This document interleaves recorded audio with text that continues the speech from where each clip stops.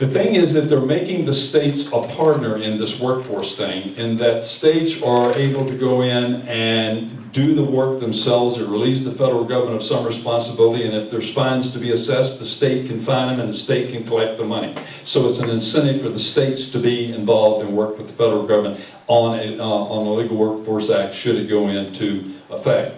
The thing I did not realize when I got into it, and actually had to go back and read about it, is this does more than attack the issue of a legal workforce. It is also a system by which they're going to try to make certain that we can protect our own Social Security numbers. You'll be able to do what's called lock your Social Security number. The thing here is that the government is saying under this act, we will be proactive. If more than one person is using the Social Security number, we're not going to wait for somebody to come along and try to solve it. We're going to notify the people who have the Social Security numbers, notify the employers, and figure out who actually owns that Social Security number before it gets out of whack. But in addition to that, they will have ways for people to actually lock their Social Security numbers if they wish and avoid identity theft. Which is a major problem in this country. Employers are going to be protected from prosecution if they can show they are following the E-Verify system in good faith. And today, that is not always the case, and employers go through a lot of costs from a legal point of view, just due to regulations to even show that if they have followed the E-Verify regulations, that they indeed are not going to be prosecuted, but often they are anyway. These two bills, as I say, are the prime bills because they set up the effort to restore the immigration structure to what it was before we began as a federal government to mismanage it. The next two bills are ones that would then use this to attack particular issues of undocumented aliens. The first one is called the Ag Act, or the Agriculture Guesswork Act. And Goodlatte was the one that introduced this into the system. Again, it has other committees that would have the opportunity to look at it. They have the discretion if they want to not look at it. But basically the bill is to create a way of providing opportunities to hire aliens to work in our agricultural industry, not to give them citizenship, but to be able to legally use them. The bill does things like it says, you can work up to 18 months, but then you have to go home. And you have to stay there for 3 months, or 1/6 of the time of 18 months. So if you worked here for 6 months, you'd have to go home for a month. They will hold 10% of the salary of the alien and give it and send it to the embassy of their home country as an incentive for them actually not to try to pull in shenanigans and dot around the sides, get around the sides of it, and not go home. The basic limit of time that an alien would be able to be in the country would be 18 months. The dairy industry has asked for 36 months. And they claim with some argument, and I can't go into it pro or con, that to take care of their cattle, they need people that have capacity to milk and take care of dairy cattle, and it can be done if you're rotating people every 18 months. There is one measure, one aspect, if you're a sheep herder, you can be here for any length of time you want. And that goes back into history.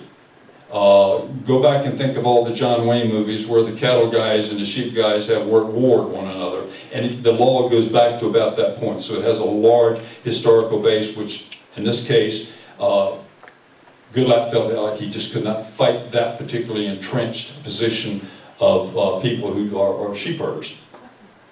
But basically it's trying to say, we know we have in our agriculture industry a host of undocumented aliens, and we're going to figure out a way that we can use them but not let them be citizens of the country. We're not going to have an amnesty on it. Let me talk about just a few things. Now, one of the biggest things farmers right now are having to do is every time they want to hire an individual, they have to go through the same paperwork over and over for every individual they hire. That's the reason they're using undocumented aliens to a large part, because they can't, and honestly can't, get American citizens to do the jobs. So they have the undocumented alien who comes along, and that's somebody to do the work. The paperwork is overwhelming to try to get it done legally, so they don't do it legally. A lot of farmers are guilty of hiring undocumented aliens knowingly. And they will accept false paperwork if they have to, etc., or no paperwork. But basically what it is to try to eliminate the large amount of the red tape, let farmers go to if you will, to a hiring agency. The hiring agency sits at the border and hires aliens as potential workers. Then the farmers go to that hiring agency and say, this is what I need. I need 10 workers, I need 15 workers, I need 50 workers, or whatever. I need 100, 200, 300 to do my crops. And they can get them all at one crack and not have to go through the paperwork for each one of them. It will also protect the farmers against litigation. There are liberal organizations out there that if a foreign and an undocumented alien says, oh, I wasn't treated correctly, then the farmer finds himself being prosecuted and put under a litigation load and ends up spending a lot of money that he would be spending on farm equipment defending himself. It is also, and this one is another case where I'm not sure I totally understand it or that I'm even totally in agreement with it, but it says it enacts market-based approach to meet demand and supply. Now, I really don't know whether that drives wages up or drives them down. I really don't know. But it's one of those questions that I've talked about with them, and they simply say they're going to take the federal laws off and let supply and demand run the amount of salary that an agriculture worker would be given.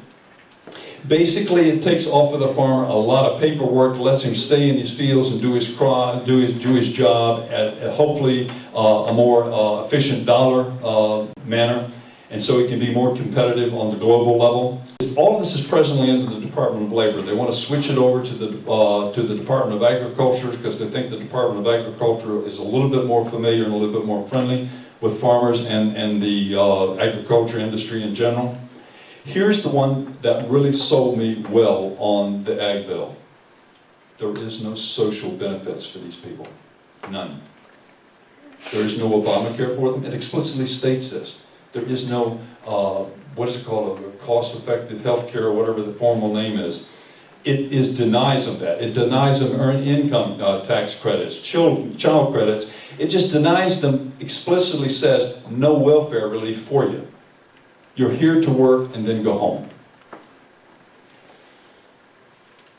The next one is the fourth bill that they want to put into effect is called the Skills Bill. And basically this deals with the issue of using people who have advanced degrees in science, technology, engineering, and mathematics. The one thing I saw, you can look at me, I'm not the youngest guy on the block, but I can tell you when I was in graduate school, more than half of the graduate students weren't from this country.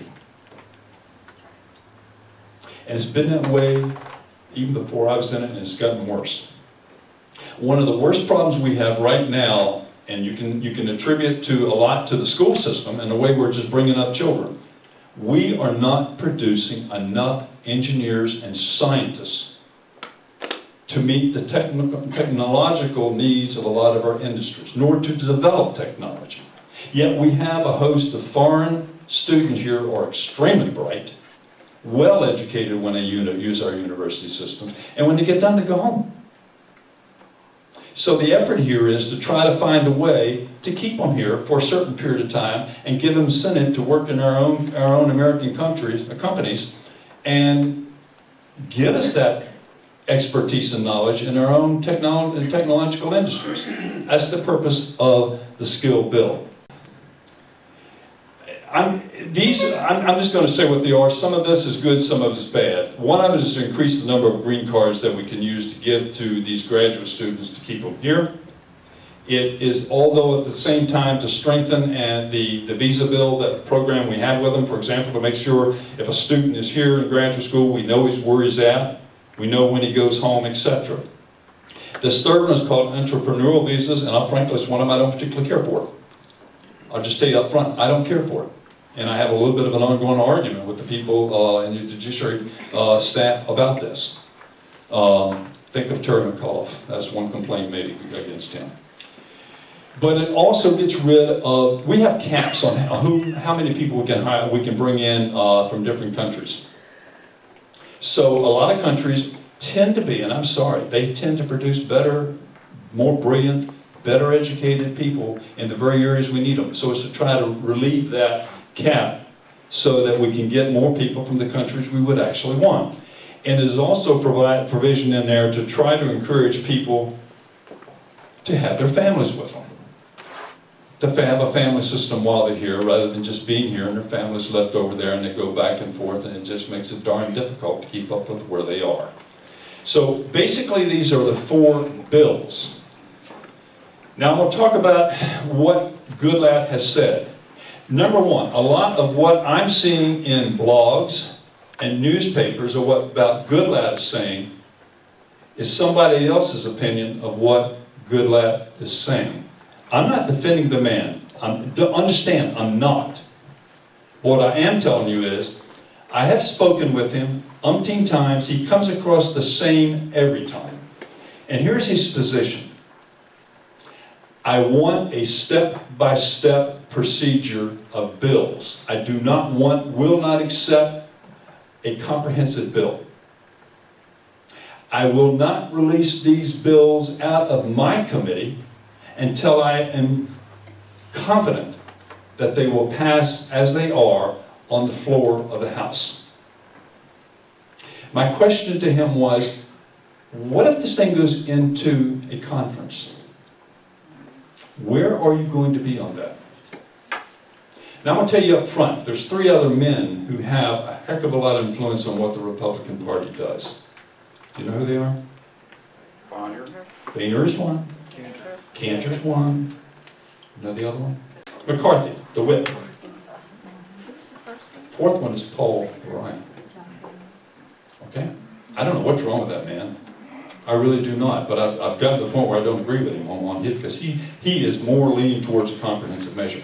But Goodlatte has said, if it goes into conference, I want to go into conference with the same, a set of people from the House for whom I have the same confidence they won't accept the conference measure, as I have in confidence that I can put these bills on the floor and they'll be passed. In other words, he's entirely against any kind of measure that would come out of a conference being a comprehensive bill. Now, can he alone prevent it? No. He needs a lot more other members on his, in the House on his side. And this is the point I'm going to come to right now. If we sit here in silence and we don't support something that is in accord with what our values are, we're going to get something that is not in accord with our values. If he is up there talking to these 3 men and others, and they are leaning for whatever political reasons, or whatever they are, political or otherwise, they're leaning towards accepting a comprehensive measure or going along with amnesty.